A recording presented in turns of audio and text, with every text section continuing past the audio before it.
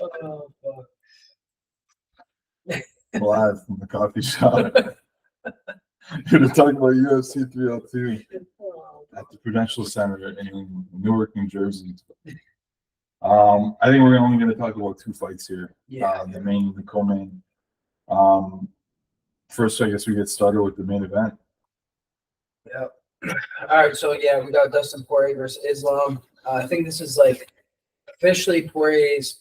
He had an interim title fight that he won against Holloway, lost against Khabib, and lost against Oliveira for the belt. So this would be his fourth UFC title fight.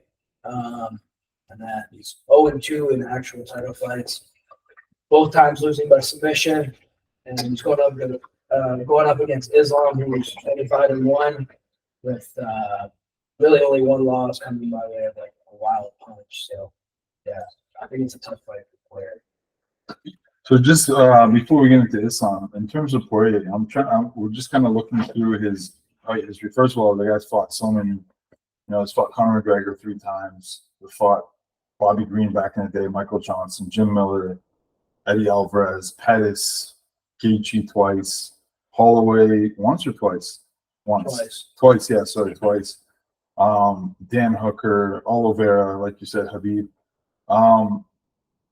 In terms of his like the wrestlers, but the people with like really strong grappling and wrestling pedigrees. Obviously the fight we seen him actually he downed Oliveira, but then he was afraid to go to the ground with him, right? So yeah. Is there any other wrestlers or like really good grapplers he's done really well against in his last The only one I would say would be his most recent victory against Benoit Saint Denis. But even in that fight, I feel like it was less of anti-grappling like skill level and more of like Benoit Saint Denis kind of started getting tired. You know what I mean? He was having a hard time holding distance in the second round and started getting caught with some punches that eventually led to the finish of the fight, obviously. Especially too when we see Poirier said it again and again, he relies on his guillotine, which he hasn't hit a single time in the UFC, not once. So relying on that against somebody who's as good as a grappler as Islam is just going to put him in more danger, in my opinion. You know what I mean? So if you're focused, from my experience, when you're focused on jumping a guillotine over defending a takedown, you know what I mean? Your mind's kind of in the wrong spot because not only are you bringing it to an area, certainly for your opponent, you're now taking it away from your area that you're supposed to be better at, which is on the feet of this fight. Yeah, and just those are some great points, and I absolutely agree. When it comes to the Gaethje fight, I thought Poirier was kind of setting the pace, and I feel like he can do that when it's a stand-up fight. And then even with the first round, he was losing the first round to Benoit Saint Denis. Yeah.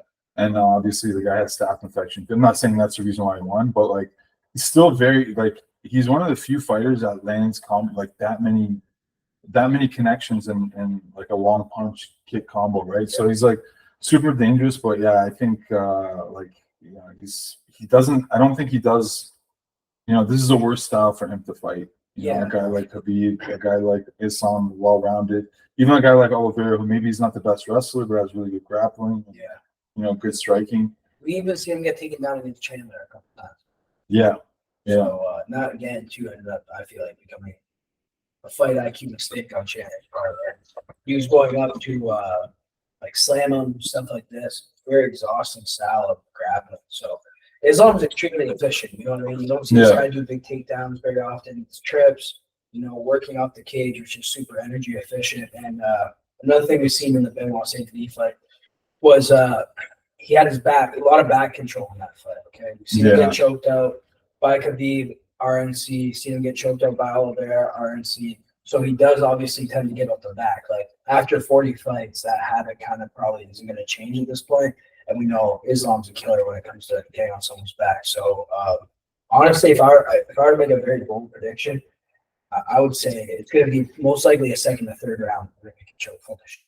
Yeah, I think in the first 3 rounds, I want to say I don't know, just Islam's finished. I know he had a really tough weight cut against Volkanovski. That's the only one that won the distance, I think, in the last I don't even remember how many fights. So the last the last fight he went to a decision in, was Dobby Ramos, an Yeah. ADCC gold medalist, by the way. So an extremely good grappler.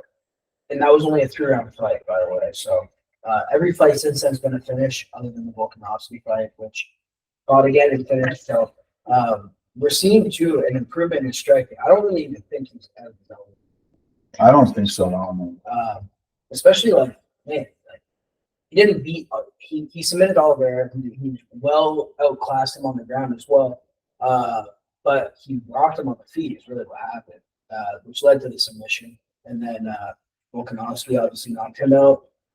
And then Bobby Green, Dan Hooker, Thiago Moses just killed them on the ground. Drew Dober, same thing. And the thing is too is like he makes it effortless. And then another guy he's gone to a decision with is Armin Sarukian, which we know is probably next in line for a title shot, and an extremely good grappler in his own right, which he dominated on the ground in that fight too. So Yeah, man. I mean, like, like, let's talk about Islam now. And so, like, you know, we're talking about some of his, you know, this guy, like, I don't even think he's been, like, have any of these been in the third round?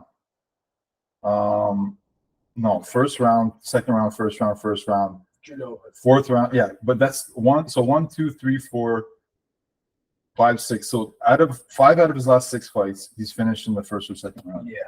You know, and not like, obviously, you know, Dan Hooker and Bobby Green aren't in their prime, but you have Oliveira and Volk there, you know.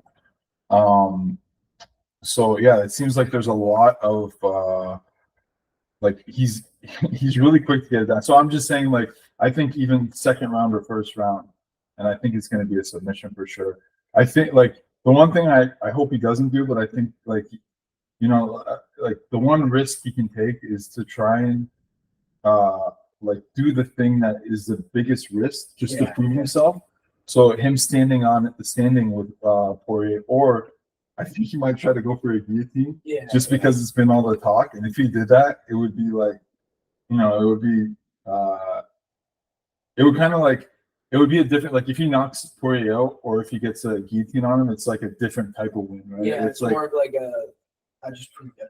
Yeah, exactly. So, but they're also the most risky, right? Like, like you said, like, it's a very difficult thing to get that guillotine, especially, you know.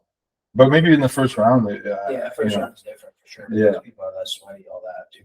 In the clinch, like, Islam's really good in the clinch, obviously, too. And then I find I'm trying to think of Poirier. Is he good? Like, as soon as he gets out of the clinch, I think he throws. Yeah, I mean, he's very active when it comes to, like, throwing, like, on the inside and stuff like that. But his clinch game is pretty horrible, honestly, for the most part. Like, once he gets pressed on the cage, he doesn't seem to do very well. You know, like I said, he either jumps guillotine or gives up his back. Like, from all the experiences I've seen of him, getting pressed in the grappling department, that seems to be where it goes. So, yeah, I mean, it's not like he showed like extremely good grappling defense in his fight against either Chandler. Even any of the fights got taken down, kind of seemed like eventually the guy got tired. We're not going to see Islam get tired in this game. No, and Poirier's getting older. He's a legend. Like, I actually love Dustin Poirier as a fighter. And like, you know, like I don't know, there's not many people I can remember besides, like, you know, the Holloways, the Gaethjes, the Poiriers that stay in the top 5. And, you know, like, we talked about this, there's some guys that are so sick, and then they get to the top 5, and, you know, and then, or like the top 3, and then you're like, oh wow, this guy has no business in the top. Yeah, but, like, there's a handful of guys, I think, that are still in the UFC that are in the top 5 and have been there for a minute. You know, and they're just, he's one of them. And, like, he's still beating guys in the top, like, you know, it's just wild. But I think this fight will, the other thing I wanted to talk about too is, like, the mental strength and, like, kind of where these guys are in their career. Like, just the fact that you're saying I might retire. Yeah. You know, it's a very, like, it's not a great thing to say. And I know he's a dog. Like, I know he's training for this fight, and I don't think he's going to give up. He has no give up in him, right? Like, he's very strong mentally as well. But, you know, the fact that he's saying he's going to retire, and I know, like, the way Islam is like a very hard worker, and, you know, in the gym, and just super technical. And he's like, you know, you hear him saying, I'm improving every fight. We're seeing the stand-up get way better. Yeah. Right? His stand-up's really good now. And he's always been good, obviously, with, you know, his judo, wrestling, grappling. But, yeah, it's just the fact that he's, you know, Poirier is saying that, this, you know, he might retire. Like, what do you I think, I mean, like I said, it's his fourth title shot opportunity, right? So he knows it's his last chance, so that can go kind of one or two ways. You know what I mean? The mind where it's like, all right, now it's my 40th MMA fight. It's time to wrap it up, regardless whether he wins or loses. You know what I mean? Or it could go the other way where he's like extremely motivated to get this last effort shot in, but say he's officially a UFC, not an interim champion, an actual UFC champion. Mm-hmm. So I guess we'll see. But I mean, yeah, we can go into the co-main event. Yeah. So I mean, as far as the fight predictions, then we both are seeing submission with rounds 1 through 3. I think it'll be round 1 or 2, and I think it's going to be guillotine. But again, I don't think Dustin's going to give him that. It's going to be a choke, but I don't. Yeah, I personally think rear naked. Like, I don't think he's going to go that out of his way to prove a point. You know what I mean? Yeah. Even too, like when you go back and watch his fight with Oliveira, he drops Oliveira, and you can see Khabib in the corner just saying, "Go for the choke, go for the choke, go for the choke." You know what I mean? Where it's like, I'm sure most people in that situation, when you just drop somebody, you're going to finish the fight with the punches, right? But he went the smart route. That's the thing is like, first of all, like that's another thing that's super important in this game is fight IQ. Yeah. Like Khabib is very intelligent, has crazy fight IQ. To have him and Islam has fight IQ. Yeah, like Islam's also very smart, and he like the fact that he has a team that he trusts. And these guys literally like, you know, you see the meme of Khabib with the joystick and like it's actually wild. And he's like, put your like everything he says, he just like very specific. I've never seen a fighter like maybe it's happened, but I've never seen examples of a fighter that are that like that are like to the information. Yeah, no, for sure. Yeah, that's so important too, especially like trusting your corner is one of the most important. Mm-hmm. For the most part, when a fighter goes in to a fight, they have a basis. They should know what they have to do, right? Yeah. But when it comes to specific situations, you know what I mean? Like small grappling situations, you know what I mean? A lot of the information can help. So yeah, it was interesting. Even I didn't know this, but because I obviously we all seen the recent ones, but I guess like even against Bison Tebow, like I guess he's like Habib was calling for I think it was a left hook. And he said, throw left hook, and he didn't knock him up. So it's not even just like it's just crazy the level of like you have to be at such a level where you could like in a fight just be like, okay, I'm gonna do this, right? So anyway, so I think we've so you heard it here, you know, 1 through 3. I actually changed my mind. I don't think he's gonna have an opportunity to have a guillotine, but so I think it's gonna be like a rear naked choke or some sort of Dars or you know something like that. So we'll go to the co-main event now. So we have number 1, Sean Strickland. Yeah. Can you see if this is a 5 or 3? I think it's a 3-round fight. Well, let's check. Oh, that's sick. It doesn't tell us. No, Right on. all right. Well, let's just see. I should be able to find this.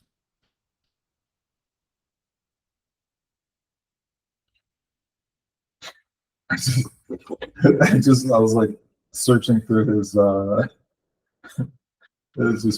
comments on LGBT. Sean Strickland, what a guy.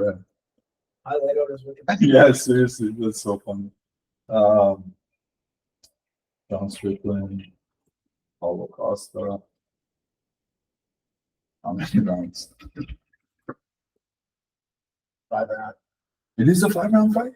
Yeah, for sure. I felt like for a guy like Sean Strickland and Paulo Costa, like they know that's most likely going to be fight of the night. Because, hey, I don't know. Anyways, just getting into talking about this matchup. Yeah. But watching Paulo Costa in his loss against Whitaker, I've never seen somebody take the amount of clean shots like directly on the chin from Costa. Like Costa absorbed these shots and literally not even move. Like Whitaker was hitting him with some bombs, clean bombs, and like this guy was just not moving. And so in a 5-round fight, man, like it's gonna be interesting. I do feel like Sean Strickland, I don't think he's necessarily got the power to knock out Costa, which is gonna make the fight even better. But Costa does tire. I don't know if he's ever been a full 5 rounds yet. I know he's had a war with Yoel Romero, but I don't think that was 5 rounds. I want to say No, it wasn't him in event, you're right. Yeah, and Strickland obviously has multiple 5-round experience now in the UFC, and we know him to have good cardio. The only thing I will say about Strickland is, I hope in this fight he's not as tentative as he was against Druskus, because Yeah, man, why didn't he get so, like, why was he, I mean, it's easy to say that because I think, like, sometimes, like John Jones does that. You're like, why isn't this guy doing, why isn't he throwing this? It's he'll fight a guy like OSP and not do shit through the whole fight. Yeah, because like one fighter like nullifies the strength of another fighter, but no, it'll be interesting to see because so I was gonna say too really quickly, like Paulo's fight against Luke Rockhold where he won. I didn't think he looked impressive at all. But I thought he looked more impressive in the Robert Whittaker fight in the loss, He almost came, or did come close to. Yeah. You know what I mean? It's an extremely athletic dude, but like, this guy really hasn't seen like a legitimate UFC win since around 29 or you know what I mean? Yeah. Like, not that Luke Rockhold's not a legitimate fighter, but Rockhold knew he was on his way out. He was on a loss streak.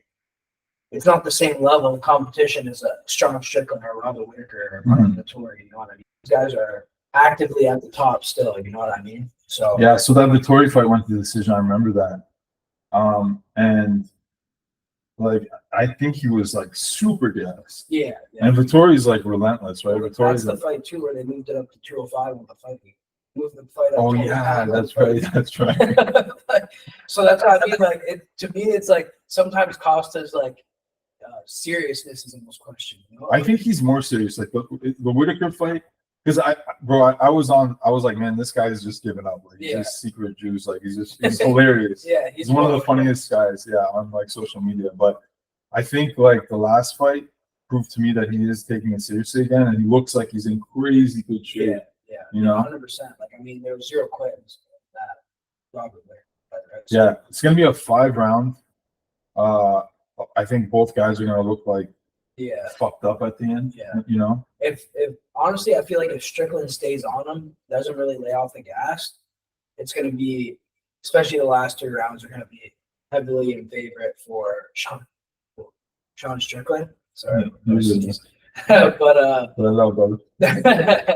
but we'll see, because the thing is too is like when Strickland fought Druskus, I feel like he was more tentative for the reason like Druskus is really awkward striking. He switches stances and he fights in bursts. Like he's not a consistent pace throughout the fight. Like you'll see Druskus like just stand in front of you for like 30 seconds and then come with like a barrage of punches. You think this guy's getting tired, and then all of a sudden he's throwing like 10 punches at you, you know? So like that could definitely be a reason why Strickland was a little bit more tentative in that fight. But I don't know. Costa's a pretty straightforward fighter, man. Just stand in front of you, doesn't really have anything special except for like the occasional spinning kick, but we'll see, man. I mean, Strickland's actually been knocked out with a spin kick in the past, so either way, these guys are both gonna, have a lot of brain trauma after this fight. Like they're both, like I think Costa has the power actually to knock out Strickland. Yeah, no, for sure. But like you said, is he gonna land? And Strickland eats a lot too. Yeah, he does. They're both guys that I feel like they're both guys that I was like, that I would think like, oh, if I punch this guy in the head as hard as I could, I'd break my hand. Yeah, you know what I mean? For sure. And also they're gonna keep coming forward. Yeah. On top of that. How do you think this fight plays out? And they're both. I'm gonna say Strickland decision. Strickland decision, yeah. I'm gonna say that based on cardio, man. Yeah. Honestly, because I don't, unless Costa like gets him in around 1 or 2. Yeah. I don't see him like he couldn't put away Rockhold. Yeah. I know it was only a 3-round fight, but Rockhold was going to sleep off Augusta win for a while. You know what I mean? Like not to talk too much shit, but he was, you know what I mean? But also too, I feel like Rockhold came in a little bit fighting down, like fuck you, all this shit. That was pretty crazy, bro. When he was beating on him, it's just like that was hilarious. I think actually when is the press conference? Tomorrow? Thursday? Yeah. So it'll be interesting to see I'm actually excited to see this one because I think these two guys are actually like Sean Strickland's a little bit weirder with his shit talk, but Costa's funny with it. Yeah, right? like I don't know if Costa takes anything personally. You know what I mean? He's gonna probably make some gay jokes. He has some great gay jokes, and then Strickland might take that serious. You never know. Yeah. You know what I mean? Yeah. Like, damn, call me gay. Yeah. So we'll see, but yeah. All right, so yeah, I think you were saying Strickland decision. I think the same, man. I can't honestly, like, I thought about this obviously before, and I was just thinking these guys are gonna, it's gonna like slow down around 4 and 5. Yeah. It'll be like a slower fight. Probably look like a little sloppy, but the first 2 to 3 rounds is gonna be like 1 through 3 is gonna be a war, I think. Yeah, 100%. Especially like, I don't know. Thing I like about Costa is like you never know what you're gonna get. You really don't. Like sometimes he comes out, goes crazy, and other times he's a punching bag like he was against Tori. Well, I could not believe when he was fighting Izzy. I was like, oh, this is gonna be crazy because like I'm like, this guy's a raging bull. He's gonna come out like hook, like just, and then he was. Clipped, that fight was crazy. But he didn't really like even. I know it was in the first or second round. Second round, yeah. Like even up to that point, he didn't seem like he was so tentative, right? And like that, I feel like that, like we're talking about that with Islam, how he's like very confident now on his feet, and he doesn't like half commit, and like. So I think what I want to see, like when you say how does he show up, like is he going to be moving forward, and like who's going to have ring control? Yeah, exactly. Because that was Duplessis, I think, won that decision because. I mean, he got a legal blow actually against Strickland that cut him up. Yeah. But he also like kind of, even though he didn't land as much, dictated the pace. He dictated the pace. He took control of the center of the fight, and he was like the one that was kind of controlling the fight. So I'm curious because both these guys can be, tentative. So I'm wondering like how that, who's going to be the alpha in the middle. Yeah. I think that'll really tell like how the fight's going to go and which direction it's going to go. Mm-hmm. But yeah, at the end of the day, I still got, if I'm betting money, which I don't win a lot of money when I bet on fights, so I'm betting Sean Strickland for this one decision. Yeah, no, I'm gonna have to go with Strickland by decision only because I think it's gonna make it, past round 5. Because unless, like I said, Costa gets lucky, but I got Strickland by decision too. So yeah, I think that wraps it up for UFC 302. Is there any other fights that you're excited about? Honestly, not really too many fights that I'm super pumped about. There is like, I don't know, the Grant Dawson Joe Selecki fight is actually going to be a pretty good fight. I like both those guys, and they're both really good grapplers. And Joe Selecki is kind of the dark horse. Like not a lot of people know about him, but his UFC record and his UFC like tenure up to this point has been pretty good. He is a decently moderate underdog against Grant Dawson. That's obvious. Like Grant Dawson is amazing. I think he's coming off a loss right now, but we'll see. I mean, both those guys are really good. That's a fight I'm looking forward to. We got, I don't know, I'm not really too interested in heavyweight fights, but Almeida's coming off the loss against Derek Lewis. That's good, bro. I thought he was gonna. Did he beat Derek Lewis? No, he lost Lewis. Yeah, he beat Lewis and then he lost to. He just lost his last fight or second last fight. But so I thought a year ago, maybe over a year ago, I was like Joe Almeida and what's that really big Russian guy? Not Volkov, the other guy. Pavlov. Yeah. Pavlov? Yeah. Sergey Pavlovich? Yeah, I think it's that. Okay, anyways, I thought him and Almeida would be fighting for the belt at one point, because they're both like pretty dominant on the way up. But the only other fight story that I'm actually really interested in is Roman Kopylov. He's a really exciting kickboxer. Yeah. I just don't know if Cesar Almeida is a grappler. And the odds are almost even. I don't know much about Cesar Almeida. He's only 5-0, man. So he must have a lot of hype on him because to be almost even money against Roman Kopylov, it's pretty good. He lost to Curtis Blade. Yeah. And it was a KO. Yeah. Which is crazy, right? Because he fought another heavyweight against someone grappling. Right? Yeah, exactly. Who's Cesar Almeida? I just want to see if there's who's fought.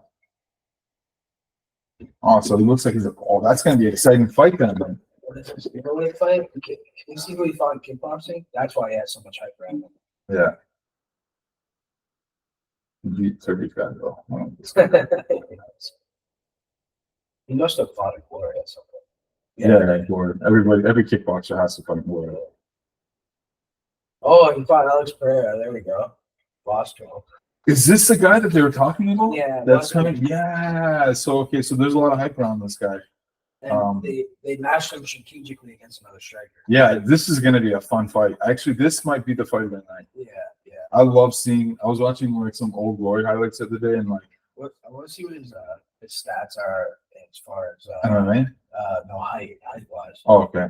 Let's go. Is he a big middleweight like that? 6 feet, so he's not a very big middleweight. 6'5", 85 kilos. But have you seen him in Colorado? Yeah. He's exciting too, No, man. he This will be a really exciting. I think this is gonna be the fight that it's like you don't know now, you know. I think that's his fight for this card. Well, especially because you obviously know they're looking to hype up this season. Well, literally almost the same. I don't know what the Yeah. reach difference is, but another 6 foot, 84 kilograms. He fought. Yeah, he lost up in there. And he was on a 4 knockout win streak prior to that. Well, body, yeah, like punch to the body, head kick, body kick and punches, KO punches, like. Seemed his only problems have been in the grappling. 100%. Look, submission. Like Albert Graves, a Chechen guy. He's really like a lot of pressure. He's like, older though, right? Yeah, he's not like, but just your point, like he has a lot of problem with wrestler grapplers. So I think Topolov knockout. Actually, I don't know. These Glory guys, bro, the kickboxer. Yeah, but I know Puna, Soriano, the guy he beat there, is extremely good too. Mhm. And obviously he had a good performance. But look, he fought 9-2, 10-2, 11-2, 12-2 coming out. Yeah. That's wild. Like, No, this one, that's his record. oh, okay, Yeah. just But kidding. all those guys, I'm sure they're I was just kidding. yeah. Can we cut that part out? For real.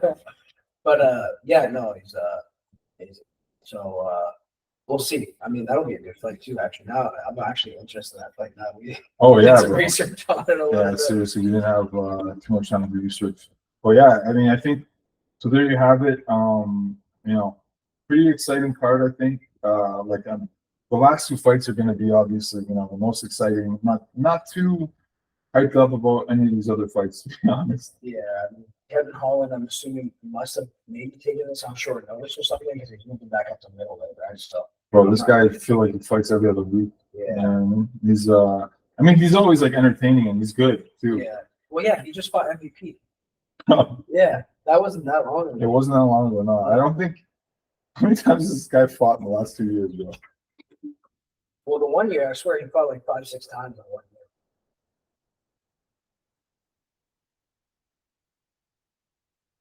Where's Wikipedia? Shut up, Wikipedia, one time. Yeah, bro, this guy's lost 4 of his last 6 fights. Yeah. He's 4-4 in his last 8. Lost to Hamzat. Wonder Boy. Fight and Kies fight's actually impressive, bro. It is like he's. Submitting Kies is impressive. You know what's funny is like you see a guy like this, right? And you can never really count him out. Like he's like one of those guys that sits in the top 5 to 10. I guess he's 15 right now, but yeah, let's say 10 to 15. But he'll beat top guys, he'll lose to top guys, you know. Like he never has easy fights. Like I feel like he's one of those guys. Like look, since let's say he fought the Souza. He fought Souza, right? Like Jacare. And then Bronson, Vittori. Like this guy's fought pretty Thiago good. Santos' UFC debut. Thiago Santos was crazy back then too, man. You say Thiago Santos? Let's see how long ago did he take this fight? Because it's not even on Wikipedia as an upcoming fight. Oh yeah, you're right. He must have taken this fight in the last week or two. Yeah, I haven't heard. Yeah, he lost to Thiago Santos. Yeah, man, remember Thiago? Like I had him almost. If he didn't get injured, he could have held the strap, bro. Yeah. And then, yeah, that's wild, bro. Anyways, so again, UFC 302, Saturday, June 1st, Newark, New Jersey. We have our predictions. Let's go. So. What up, go?